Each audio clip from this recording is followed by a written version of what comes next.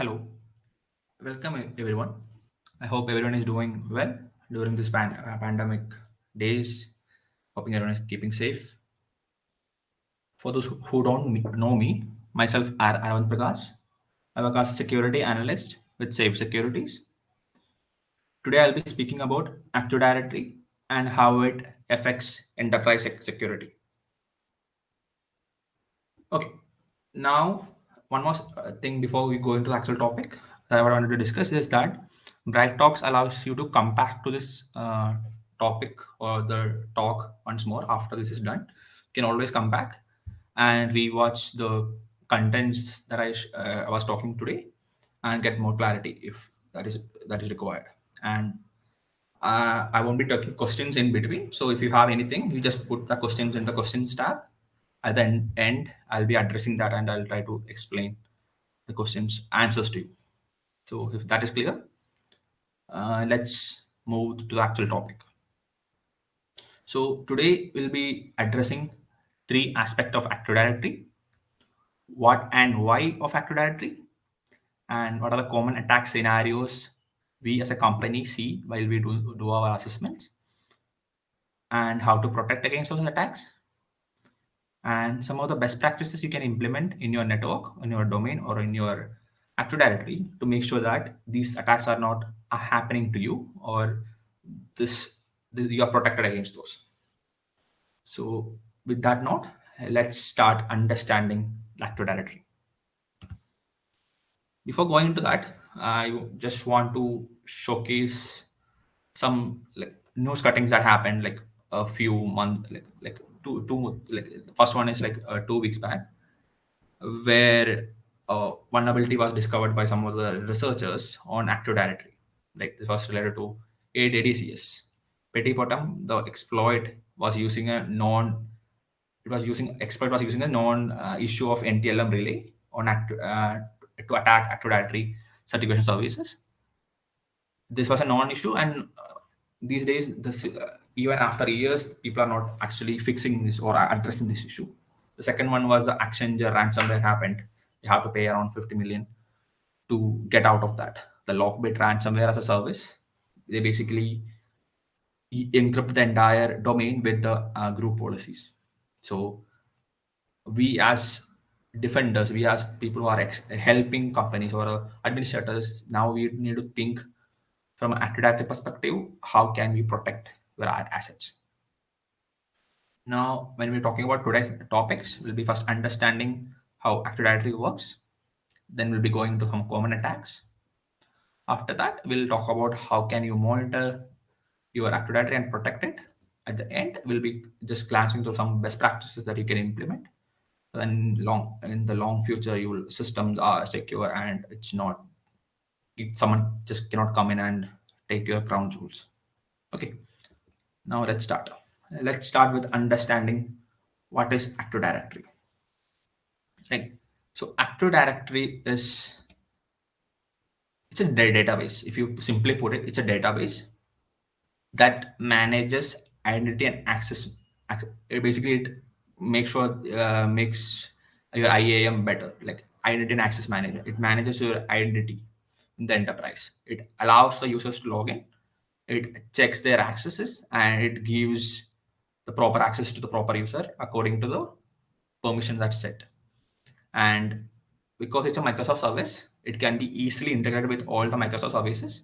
Let's say if you're using an Outlook, if you're using Office 65, your on-prem, your Active Directory credentials can be used there also. Everything is integrated.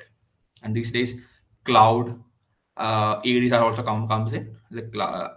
Almost all the public clouds, GCP, Azure, AWS, these guys are also providing cloud AD. But for this talk, we'll be more focused on the on-prem because cloud is for another day's topic. We're just focusing on internal on-prem AD. Now, why AD is so much popular? If you see the Fortune 500s, 95% of them have Active Directory as their as their internal identity management or internal network. It's been deployed. Why is the case? Because it's everything is integrated. Like once you set up Active Directory, it can be integrated with all the services, the teams you are using, the Office 365. Everything can be managed from a single control plane. Basically, if you even if you have 2 lakh users and the 2 lakh users are using like a 10 services per user, when you man to manage the user's permission, you don't need to go to each of them and manage it. Just go to a single control plane. From there, you can manage entire user list. That's why it's very popular, and that's why it attracts a lot of attention from attackers. Right? It's has to be protected in a proper way. It has to be implemented in a protected way. And to make the things worse, Active Directory by default is not secure. Like when you get the fresh ISO, you install it, you do the install the services, you promote that first system into domain controller. That entire initial default vanilla system is not secure by default. Nothing is secure by default, but there are some known issues with the default configuration of Active Directory. So we as administrator have to make sure that you are fixing it. Now the question comes, why is that? Like why it's not secure by default? So for a company that focuses on integration, Microsoft wants to make sure that everything is properly integrated, everything works by default. Right. So when you do works by default, then the security becomes a second priority. So that's why they give you option to secure it. So as administrators, then you have to go in and make sure that these controls are properly checked and managed. Right. So that is one thing. Now, the second difficult part about AD is that you cannot approach AD with a normal traditional vulnerability assessment. It does not work. Why it does not work? Because yeah, there's a lot of vulnerability like exploits vulnerabilities comes for Active Directory, but Microsoft comes with patches also. So you're not going to find in a mature organization, you're not going to find a lot of exploits you can use to get into the Active Directory. So it now becomes how the internal structure is being created. So for that, you need to look from a inside perspective. We cannot just do it outside in, because it does not give you that much of a holistic approach. You have to go in that. You have to be part of that domain. From there, you're gonna check who has access to what. Okay, that basically means the ACLs, the access controls, like how it is being implemented and how the Active Directory is structured against some best practices. We'll talk about those best practices, but these are the holistic view in which you should look from an Active Directory assessment perspective. So even when we are doing it as a company, we also look for this thing. When specific to Active Directory, we go like we'll be part of the Active Directory, then we will check for all this kind of checks that we will do. Now, to simplify Active Directory structure, so every entity, it can be either a user, a computer, or a server, printer, whatever you call it. Everything is an object. Everything in an Active Directory is an object. Okay. Now objects, when you combine objects, let's say people in the HR group or the machines in the HR group comes into the HR group. So these kind of grouping, you can call it as an OU, organizational unit. By default, computers, users, these are different OUs, different types of devices or different type of entities that comes under the OU. Okay. Now when you combine OUs, you become that comes the entire entities of a organization. That becomes a domain. Okay. So OUs combines to create a domain. Now, domain is an administrative boundary. What is an administrative boundary means? That's where a administrator who is administrating the domain can have their control, maximum control has been defined to that particular section, or devices come or users comes under that particular domain. Now, when you combine multiple domain, when an organization has multiple domains, then it becomes a tree. Okay. So then when the entire, let's say in this case, this picture shows you 6 different domains. When the 6 different domains shares a single database, single address list, then that entire thing becomes a forest. Okay. Now forest is the highest, basically it's the highest management plane in an Active Directory. So, and this is the forest is also a security boundary. So that is the maximum, the highest level of organization within an Active Directory. Before, like a company can create maximum up to a forest. It can create a structure more than forest. This is the three main aspect I want to talk about: objects, domain, and forest. Object is basically everything in the Active Directory. Domain is administrative boundary, and forest is security boundary. These are the three things I want to cover in this slide. Okay, now we talked about different how Active Directory looks like. Now we'll go to different common attacks that we see on Active Directory as a company. Now we won't be covering every attack. We'll be just focusing on some of them. Here we have listed 10 attacks that we see normally on organizations.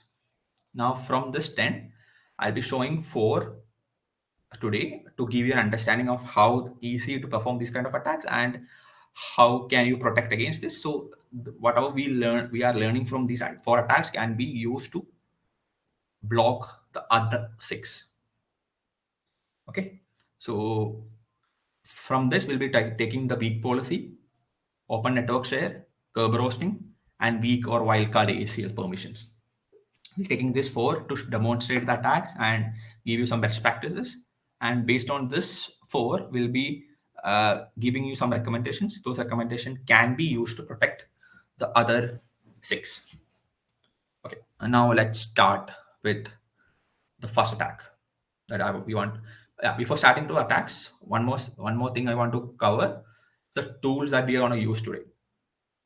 So I'll just go through these tools one by one, just give you an overview of the tools and how you can be helpful for both attackers and defenders. So any tool that is made is just not for the offensive team. It can be also used by the defensive team to understand the network properly. Some of them are noisy, some of them are stealthy, and some of them are general purpose tools that can be used. The first one, Bloodhound. Bloodhound is an open source tool. It has a open source and enterprise, two different versions, but for us, we are using Bloodhound open source version.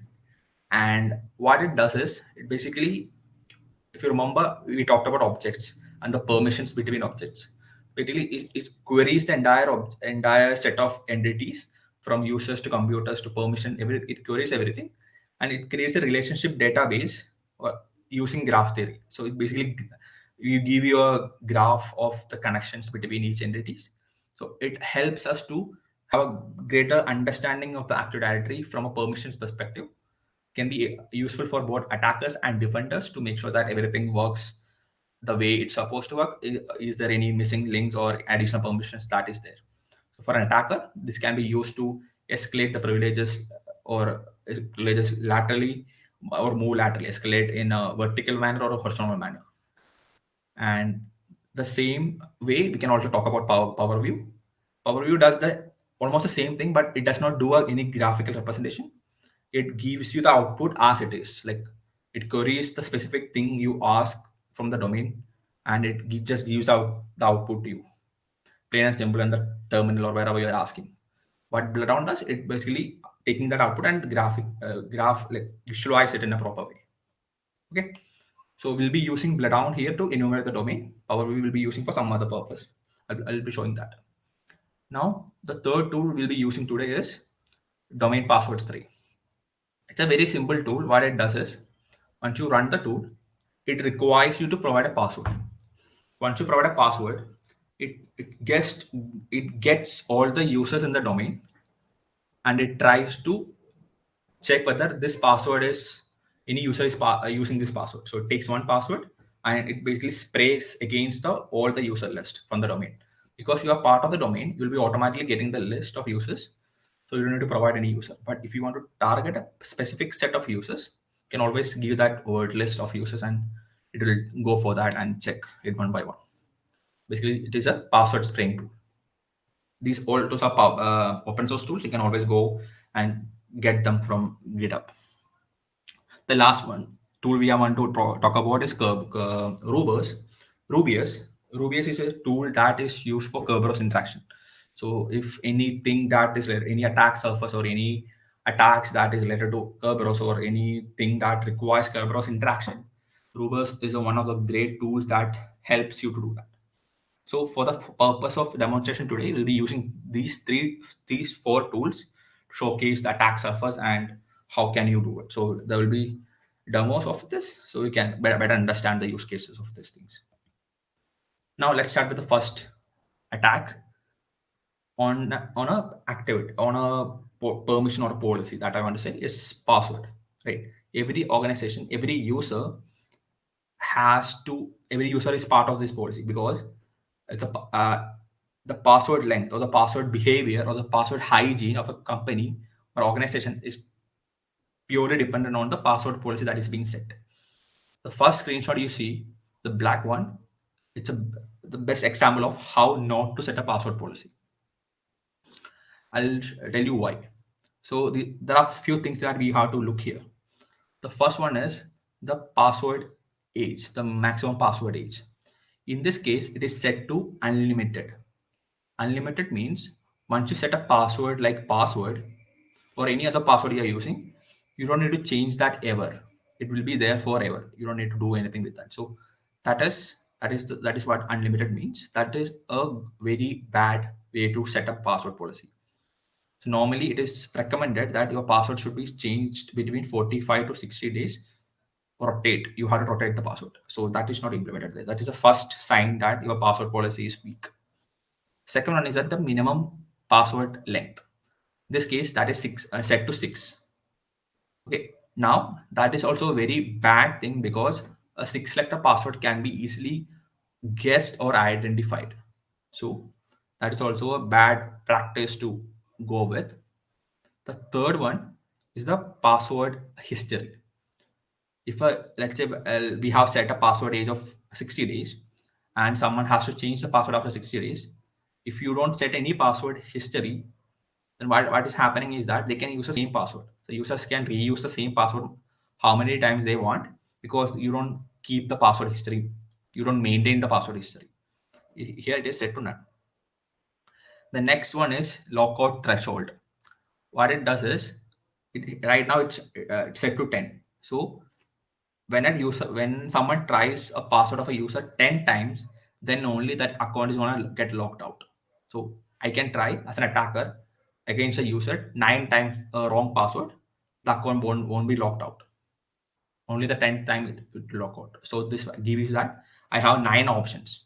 Now one more thing adds to it, the last point, lockout observation window. Basically it says that in 15 minutes if a user tries 10 wrong passwords, then the account should be locked out. Okay, so if I can get this data from it's publicly, like if you're part of the domain you can easily get this data. It's openly available for any domain. So 15 minutes 10 passwords. What I can do, I can try 9 passwords in 15 minutes, then wait for 50 minutes and I go for the next 9 passwords. So 50 minutes is a very short span for an observation window that has to be increased. The last one is lockout duration. So let's say if someone tries 10 password within 5 minutes, 15 minutes. Now the lockout duration says that once the account gets locked out, how much time it's required to automatically reactivate it. That comes in the lockout duration. Okay. Now this is a bad practice. So this we took from a organization that we did assessment for, and in the same organization we did a password spray. If you remember the tool that we talked about, domain password spray, we use the same tool to do a password spray on the domain, and we found out that we used the password 123 against the domain. It had, if you can see the screenshot, it is 27,000 users were there. So those 25,000 users, we tried this password 123, and on the like we got around more than 1,000 users that were using this password at 123.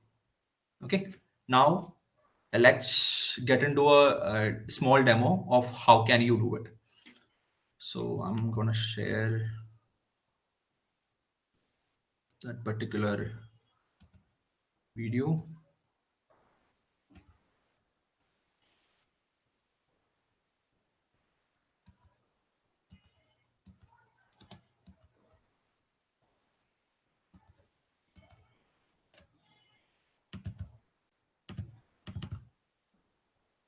I'm hoping my screen is visible.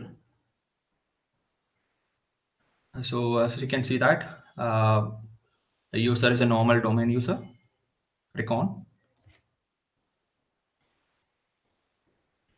and once I get it, I'm using a tool called Domain Password Spring, and just downloaded it directly from the internet or the server that you're hosting the tool from. Once I have done that, then I can directly run the tool, then provide a password to it. Let's say in this case, I'm using welcome at 123. Why do I use welcome at 123? This is a password that we found on a company that like they gave us as an initial password to log in, welcome at 123, and they didn't need to change the password.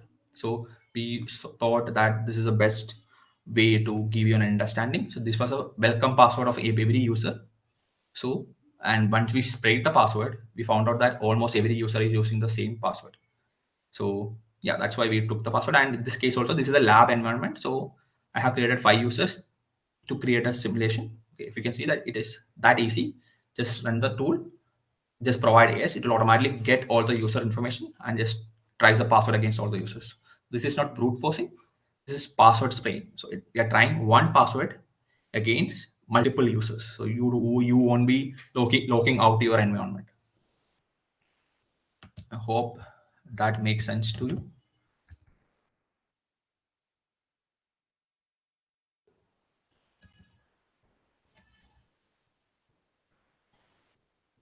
Yeah, screen is visible. So this is password policy. So I had a video here that's not working. So the same video that I have posted. Yeah. So let's move on. So that is password policy. How do you attack password policies? Now, the next one I want to talk about is ACLs. So we talked about wildcard or weak ACLs. Before understanding the attack, let's understand what is ACL itself. Okay, ACL is basically as the name suggests, access control list. It basically checks. It basically enforces who has access to what. Post authentication. If a user wants to access a particular resource, it basically check, okay, does this user have access to it? Can this user can this user able to do this particular action? That is defined on ACLs. So if you remember, going back the second slide, we talked about database. So these information stored inside the database. Whenever a request is made, then this particular data is being used to check. Now, in Active Directory, there are two types of ACLs. One is discretionary ACL, and second is system access control list. Discretionary is your normal ACLs where you have permissions defined. A has access to B. That is defined on DACL, discretionary ACLs. System ACL is basically system access ACL is system ACL is that like okay, you have the permission. Now SACL is used to audit that permission. Okay, so DACL basically defines the permission.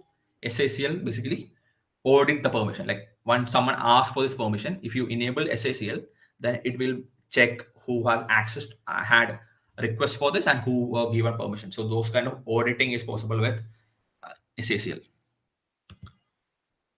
Now, when we talk about ACL abuses, it's not a vulnerability. As I started with the topic. We are not looking at vulnerabilities. We are talking about misconfigurations. So ACLs, most of the times, these are not exploits. These are not misconfigurations. These are not vulnerabilities. These are actual business cases that people want or the organization wants to be implemented in their network. But sometimes they go with a wild card, or sometimes they give some permission that they forgot to remove. Right. So these are some permissions that part of ACL abuse we do, and how can you detect and how can you exploit this? I'll come to that in the next slide. But before coming to that, just want to showcase some of the abuse functionalities. The first one is force change password. As the name itself suggests that we can reset a password of another user. So if user A has force change password on user B, that means user A can change the password of user B without needing to request for anything or even requiring the permission of user B. That is first change password. The next one is code execute decom. So decom is a com object that is a Windows proprietary protocol that is used to communicate between applications. Now, execute if a user has execute decom on a computer, that means user can invoke multiple decoms in the remote machine and start running commands on it. The next one is generic call. Generic call, as the name suggests, it has all the permissions. So basically, it owns the second object. So user A, object A wants generic call on object B. That means object A has full control on doing whatever. He can change password. He can change the properties of the user. He can do anything the user wants. It's generic call. Generic call. Now generic write, it just step down from the generic call where you can change the properties. You don't have complete control over it. You can change the properties. Now, with once you change the properties, then you can get full control. So generic call is full control. With generic write, you must change the properties and get full control. So there's one step below generic call. The write on honor is basically you have write permission on some of the properties that is being defined. If you remember the DACLs, that ACLs that is defined for the user, you have permission on those. Like, because even though it's the permission is not defined on the ACLs, but we can change that and get access through ACLs. The last one is allow to delegate. Basically, with this, you can create a delegation for that particular system or a computer, user or a computer. Right. So if a user has access to it, I can delegate the access to someone else because I have a delegation permission on this particular computer. These are the different ACL abuses. Now, we found this thing, but we are talking about a large enterprise where there are 2 lakh users. Every user has a single computer, so you are talking about 4 lakh users, 4 lakh entities. In these 4 lakh entities, you come add some more servers, and these things comes up. So then more auditing these things or looking at these things becomes a large work. It's a manual labor is too much, right? So becomes a very heavy task for any administrator. So that's where tools like Bloodhound comes to play, right? So Bloodhound, basically what it does is it helps us to query this data, specific data, and basically give a graphical overview of it. It uses graph theory to reveal this relationship between objects. Sometimes it's hidden, like you don't know that you have given this permission. Sometimes you know these are the permissions that are given. But what it does is it maps each and every objects and it maps the permission between them. So just with a graphical view, you can understand how the permissions are being laid out. Okay.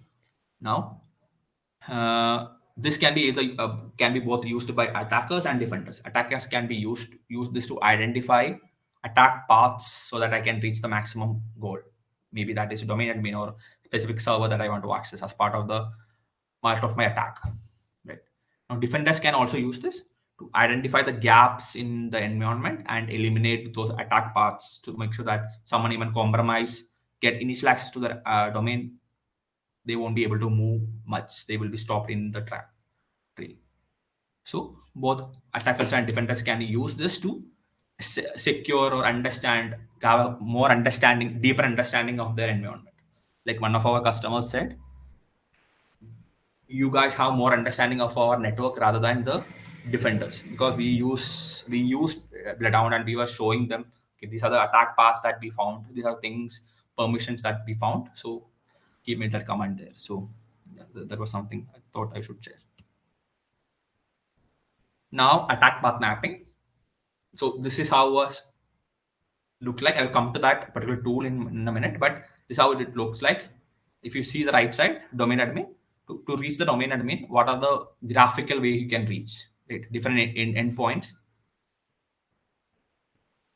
and different things that comes, and yeah, these way you can map who has access to what, different endpoints, the relationship between them. These are mapped in the Bloodhound. Okay, now let's get into the video of it. How do you run Bloodhound? Let me open this one sec.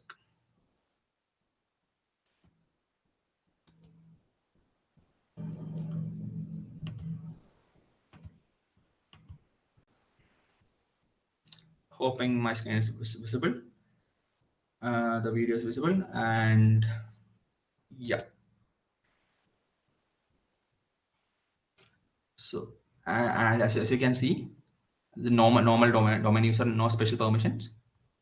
I'm running Bloodhound. The Sharphound is the tool that Bloodhound uses to get the data.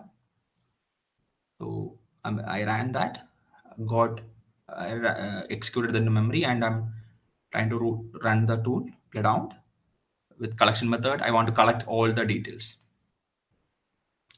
I just run the tool. Once I start running, it basically authenticates against the domain controller and gets the lab.local. It identifies the current domain and its schema. Once it finds that, it start looking for all the objects and everything. Once finds object, it try to enumerate everything and write everything to a zip file. This zip file contains multiple entries like users, groups, computers, objects. Everything is listed here. And now this can be directly uploaded to the UI. I'll just show you the UI. 1 second. Window Bloodhound. Now this is how a UI look like. So what do you do is you start this UI, and you the zip file you are getting, just drag and drop into this. It will automatically process the data, and it starts giving you understanding. So this is the initial look you feel. Domain admins, which all users are part of the group. So it's visualizing it. You don't get any extra junk data. Everything is properly visualized. So the main thing you want is the domain admin. So it's asking shortest path to the domain admin. So it asks which domain admin you want. We are providing that. Now, if you see, this is the magic of Bloodhound. It basically gives you nested permissions. So if you see brand user who is not a domain admin, but he has generic all on a user called Danny. Now Danny has generic right on John. John is a member of domain admin. So indirectly, what we are saying is that brand as a user has permission, basically can access John, which is a domain admin. So these kind of nested permissions can be identified, and if this is not required, this was a temporary permission, you can directly remove it from here to make sure that this attack path is not there. Right. So let's say if some users in account operator group, it's a normal domain user, then they can also access Danny, right? So these kind of permission can be removed if you audit your Okta directory, like tools like this. So it will give you more understanding. Let's say if you use John, and if you want to give more understanding of the user specific, let's say John object ID, when the password is last set, last logon, if the user is enabled, password expiration, those kind of things can be found out using this the Bloodhound database. It basically does the LDAP query and get this information. It's a publicly available data. That's how Active Directory itself works. So we are using the functionalities of Active Directory to get this content. Okay, this is how you visualize it and find these attacks. Once you do it, you just right click. Let's say if you don't know what to do with generic code, right click, go to help. It actually explains first what does this means.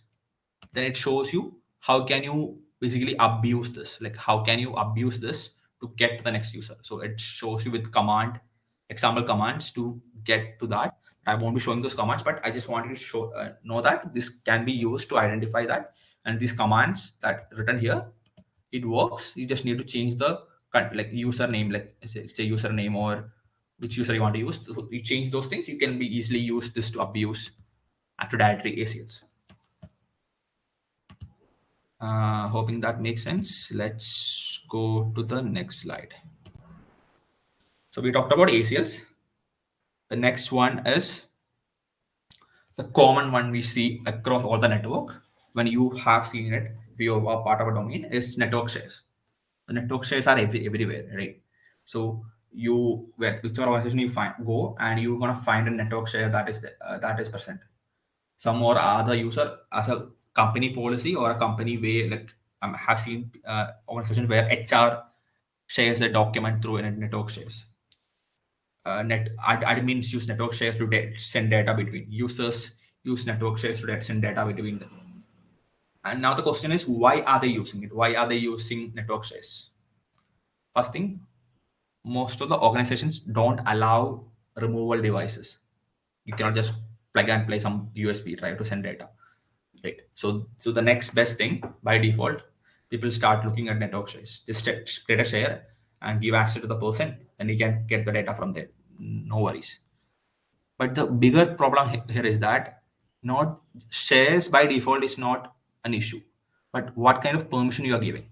So if you see the first screenshot on the left side, this is a lab environment, and where I have created a share, and you can see that everyone has access to it. What kind of access? Full control.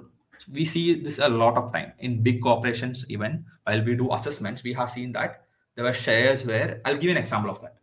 So, like 2 months back, 2 or 3 months back, we were doing assessment for one of the largest uh, players in a particular industry, and we were doing the assessment, and we found a network share where there was admin's password database.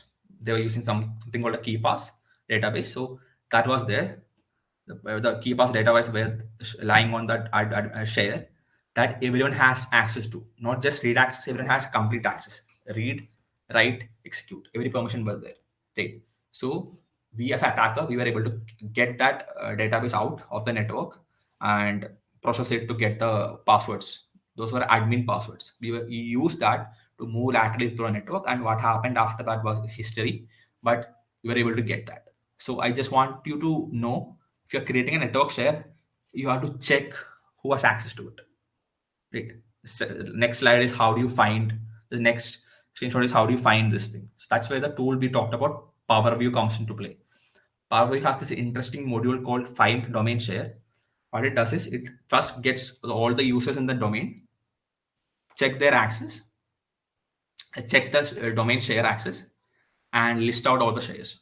If you see, then the net log on, yeah, net log on and sysvol is by default domain shares. So that is how domain works. So we don't need to worry about those. The next thing is admin and C. These can be only accessed by the administrator of the system. So this is also not look but much more useful for us. Users is also required admins, but these are default shares. But if you see there's a share folder, that is not a common thing. Right? We try to access it. You are able to list out a file. The file, in this case, as an example, I have put a credits.txt. It can be anything. So this is a very bad practice to implement on a enterprise. Okay. Now, how do you protect against it? How do you make sure that this is not happening in a network? Okay. So when you let's say if you want to share the data with someone for some reason, you should make sure that it's only to the specific person. Okay. So the permission you're giving, you can add a specific person to it and only give that permission to the person.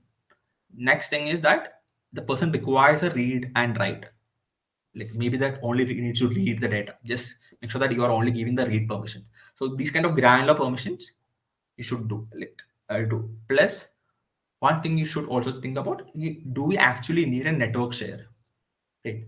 Because everyone in these days is using either Google Cloud or Google G Suite or Microsoft OneDrive or Office 65.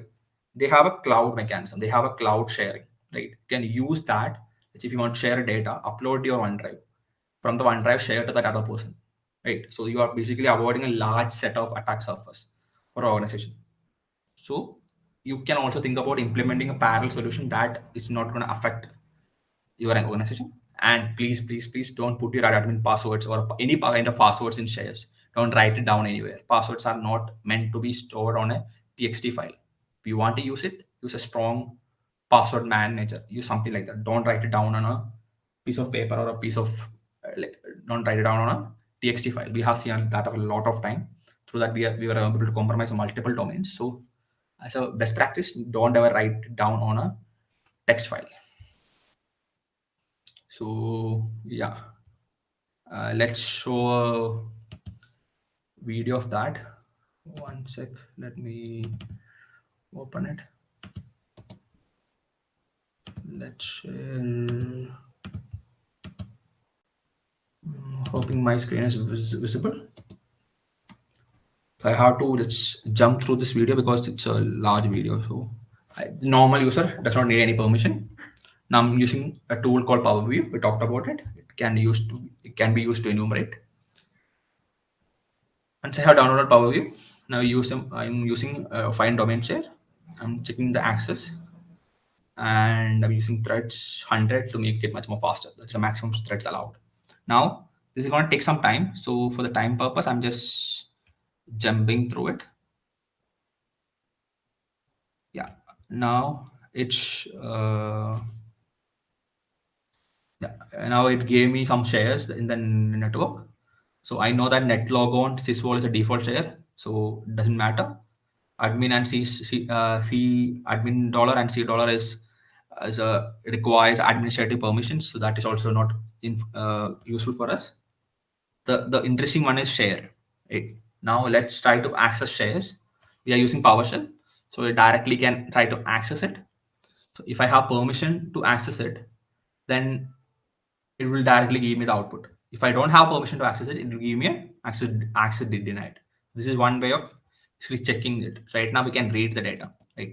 So I'm trying to read the data, so I can directly call that particular file in that share to get. Let's say in this case, I want to check what is inside the creds.txt file. So I'm trying to read the data. So I got the super secret passwords. And let's see if I want to write something there, I can directly go and interact with the share. So I'm using pushd as a command, basically attaching that drive share into my system, and then I can directly write to a file or download something to that particular folder. It can be also done. So as you can see the screen, I just done it. If you see the test.txt has been created. Okay, this is one way of exploiting a service, exploiting the share.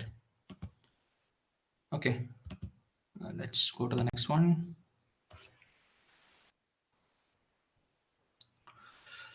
The last point we want to talk about is Kerberos. So Kerberos, it's an interesting issue or interesting observation in any domain because it's not a vulnerability, it's not a misconfiguration, it's a feature. It's a feature that everyone knows about. It's a feature that well documented. We are basically using that feature to create an attack. Microsoft knows it, everyone knows it, but it's not easy to protect. Like basically, make sure that this is not happening in a network, right? I'll come to that. How do you protect it? But it's not that straightforward. Now, what it does is Kerberos uses Kerberos ticket. I'll give you an understanding how Kerberos works. What happens is when you want to try to access some service in Windows Active Directory domain, you first send your credential to a ticket granting server, your domain controller. Once you properly authenticate, you get something called a TGT, ticket granting ticket. Okay, you get that ticket. Now you are on one more time. You're saying that okay, with this ticket, I want to access a service.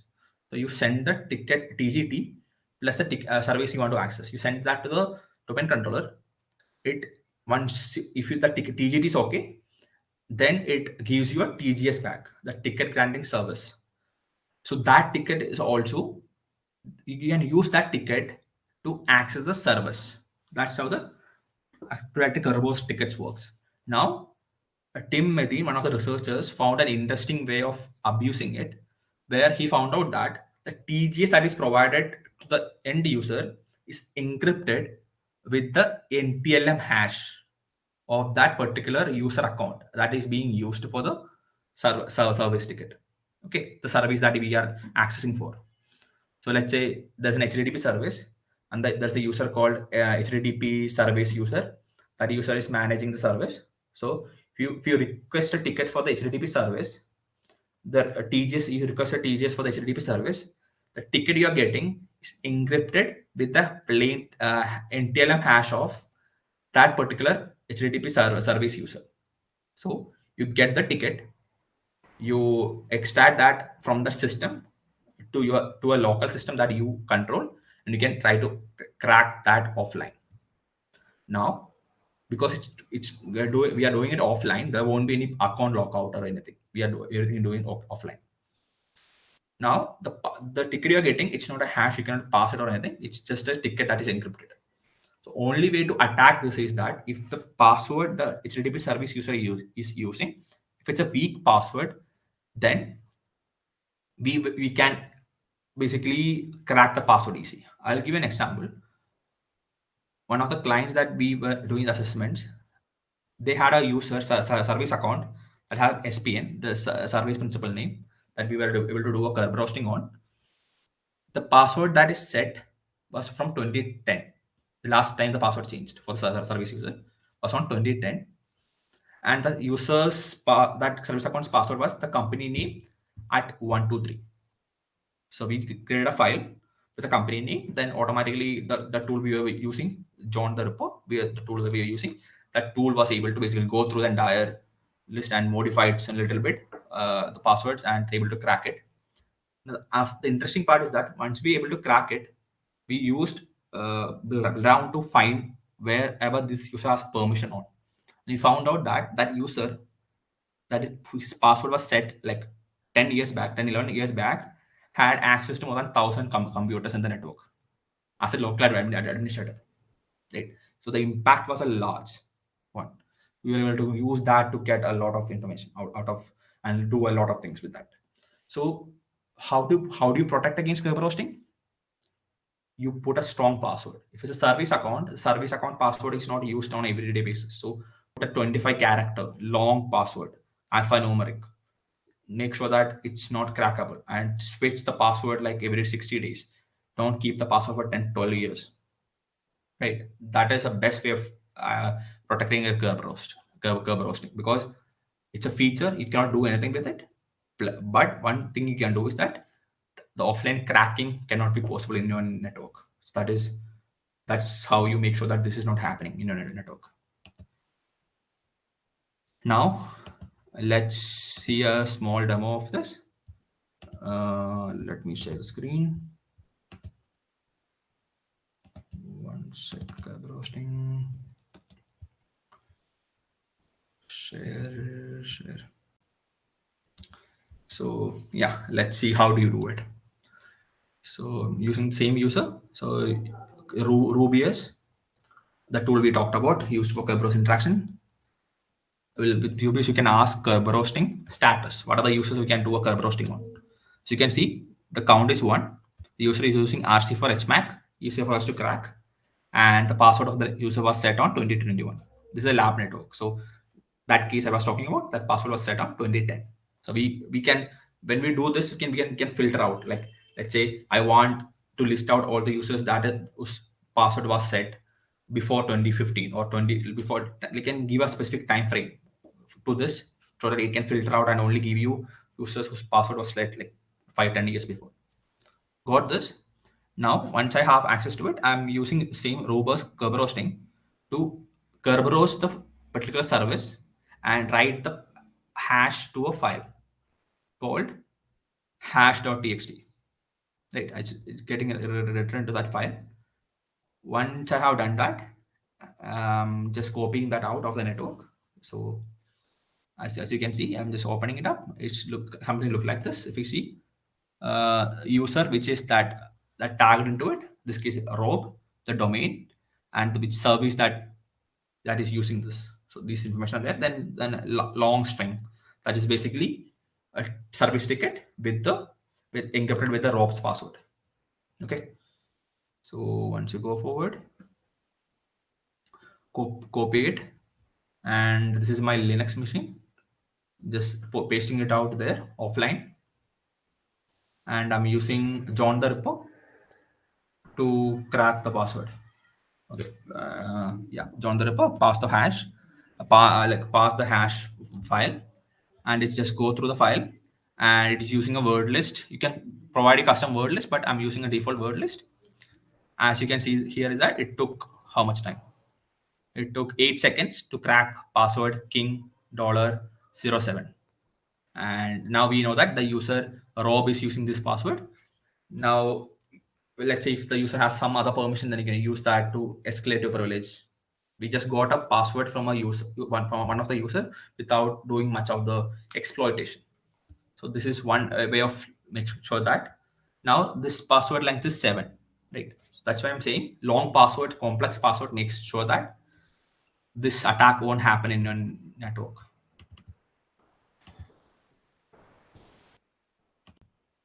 Now we'll talk about 4 attacks. Now how we talk about we'll be talking about how do you protect against these attacks.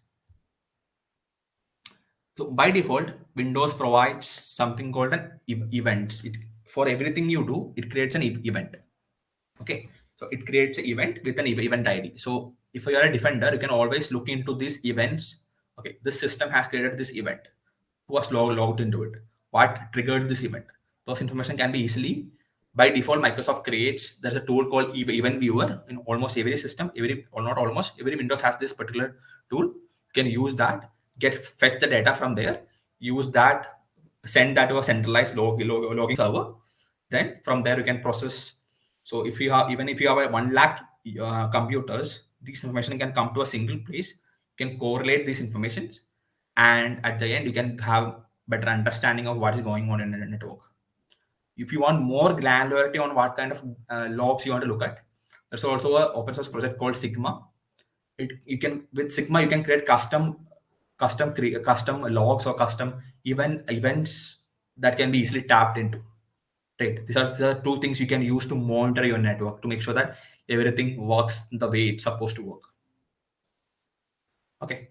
Now, if that is clear, we'll go to the next slide. So these are basically monitoring systems that built part of the Windows itself. We can tap into to get more information. You don't need to you don't need to pay for anything to get this data. You can use this free of cost and start monitoring your network and understanding what is going on. So when you're monitoring, not limit to your host itself, try to also correlate that with the network traffic, which your host is creating, what kind of traffic, where it is originating from. The tools we used, Power Overview, Bloodhound, Kerberos, Password Spray, this has to originate from a user, from a computer, where it is originating, where it is going. This kind of information can be easily found out using this kind of logs. Okay. This can be used as a way to identify this kind of attacks. Now we talked about attack. How do you look for this? So now these are the best practices that one should implement in their network to make sure that everything goes in the way that it's supposed to go.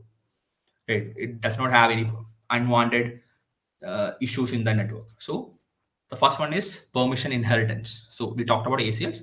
So ACLs, like the permissions inherited through some other groups or permission groups or OUs or something like that. It's not overwriting the default permissions.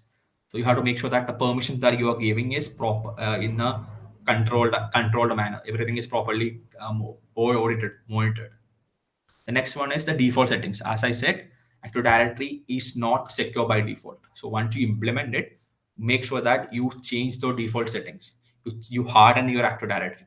Make sure that these small mistakes that come as default is not present in your Active Directory environment. Then remote management tools.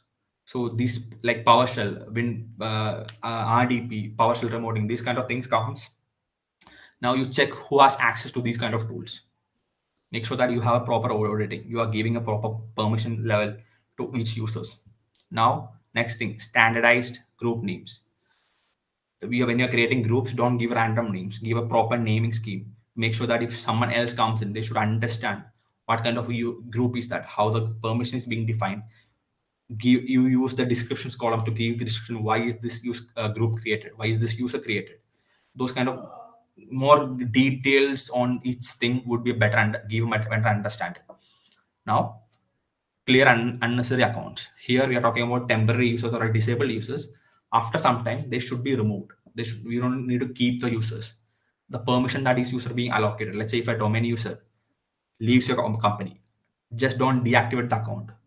Just try to change, remove the permissions. If you want to keep the user for some time, keep it, but remove the permissions. Otherwise, if everything is done, remove the deactivated user on a regular basis. Use that as a practice.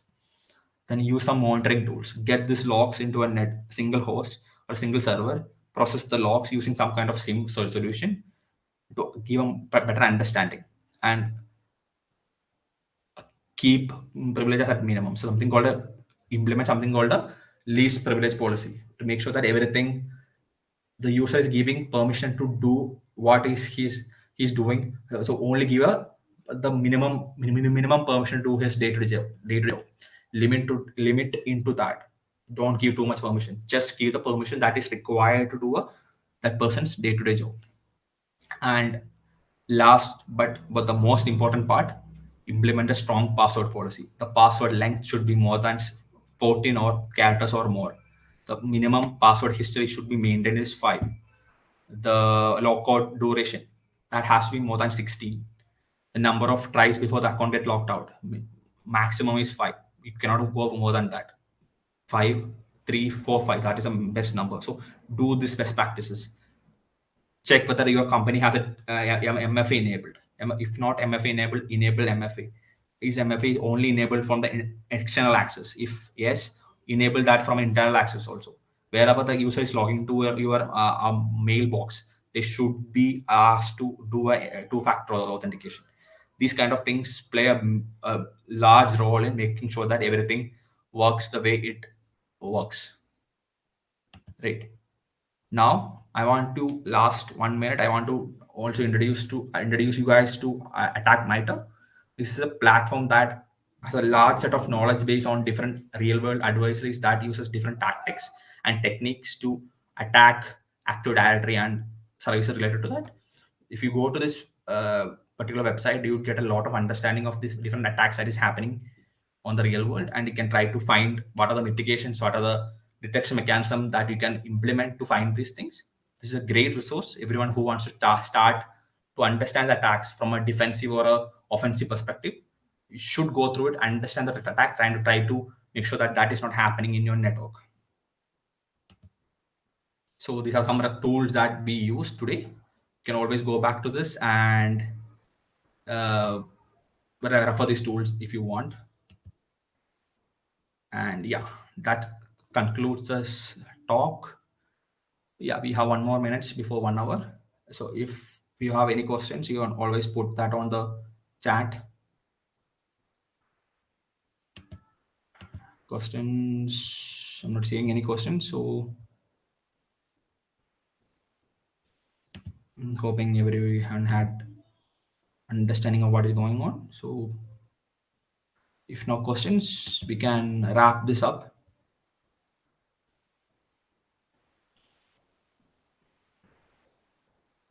Okay, I think no one has any questions, so let's wrap the talk up.